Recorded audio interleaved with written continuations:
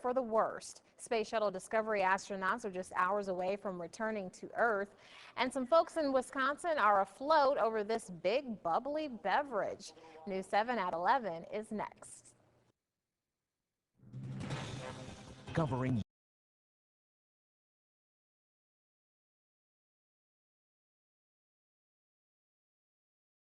the scenario was a fake, but the pepper spray and billy clubs used to break up this riot were definitely real. Good evening, I'm Miranda Stevens. Whether it's terrorism, riots, or any major disaster, local agencies will be the first to respond. That's why Roanoke City wants its disaster training to be as real as possible. Jeremy Butterfield has more. It's supposed to look like a riot, and the scene at William Fleming High School had all the elements. I'm one of the rioters that the guard and the police force had to take down and arrest, and did very successfully. In this scenario, everyone has a role to play. The rioters were ready to fight back as Roanoke Police, Roanoke Fire, local National Guard troops, and members of the Virginia Defense Force secured perimeters and moved in to make the arrests.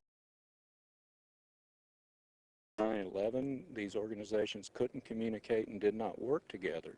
They worked to support each other, but not together. And with the recent events of the last 3 to 5 years, we've become very good at working together, which is very important. Of course, these weren't real rioters. The rebels in t-shirts were all members of one of the participating agencies, but you couldn't tell that during the exercise. If you weren't protected by an orange vest signifying you as an observer, you were in danger of being hit by eggs, bottles, billy clubs, or even the occasional well-placed round from a sniper. We try to make this very real, give a real feel to it. We had the fire department provided some live burning out here, so we had smoke, flames, objects being thrown, a lot of chaos. There's going to be a lot of chaos in a civil disturbance situation, and that's what we want to try to incorporate as much as possible. Teamwork plays a major role. Mountain Police had to coordinate with the fire department, while National Guard troops marched in formation toward the rioters. Without cooperation throughout all the agencies, the rioters would have quickly taken control. I think everybody learned a little bit. Mistakes are made, but we'd rather make those mistakes here than in a real situation. This was the 4th year the agencies have participated in this drill, and organizers say the old adage, practice makes perfect, certainly holds true in the face of disaster. Jeremy Butterfield, News 7, Roanoke. Well, I guess you can never be too prepared, something we should all keep in mind this week as we prepare for more rain. Isn't that right, Brent? That's right. Our preparation is going to be take the umbrella with Yeah. you as you head out tomorrow morning. In fact, a lot of folks are going to need it tonight.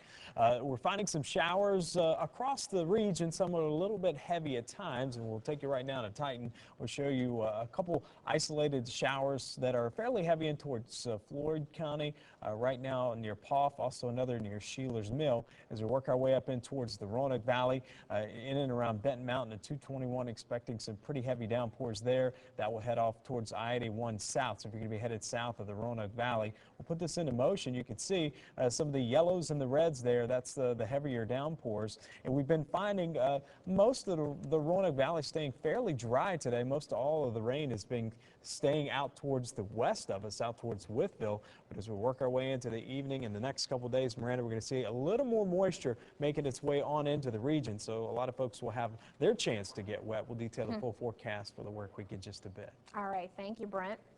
Martinsville police are looking for a missing woman. Stacy Lynn Thomas was last seen by her sister August 2nd and was reported missing Friday evening. Thomas is 5'5" tall and weighs 185 pounds. She has long brown hair and green eyes.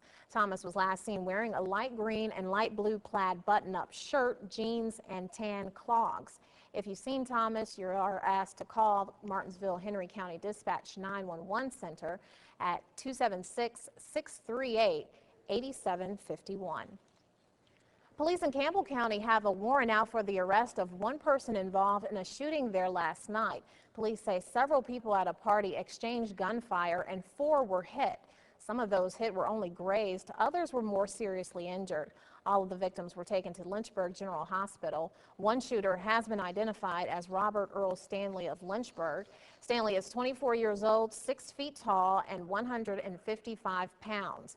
Stanley was last seen in a gray-colored SUV. Anyone with information